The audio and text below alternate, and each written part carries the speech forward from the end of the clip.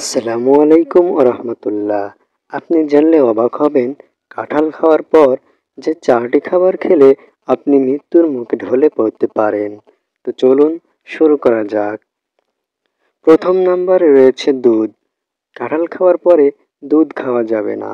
যদি কেউ খায় তাহলে বিশেষজ্ঞরা বলেছেন সে পেট ফোলা রোগে আক্রান্ত হতে পারে। দ্বিতীয় নম্বরে রয়েছে পান। কাঁঠাল খাওয়ার পরে পান খাওয়া যাবে না। যদি কেউ খায় তাহলে বিশেষজ্ঞরা বলেছেন মৃত্যুর কোলে সে ঢলে পড়তে পারে। তৃতীয় নম্বরে রয়েছে ভেন্ডি। কাঁঠাল খাওয়ার পরে ভেন্ডি খাওয়া যাবে না। যদি কেউ খায় তাহলে বিশেষজ্ঞরা বলেছেন সে পায়ে ব্যথা রোগে আক্রান্ত হতে পারে। চতুর্থ নম্বরে রয়েছে পেঁপে। কাঁঠাল খাওয়ার পরে পেঁপে খাওয়া যাবে না।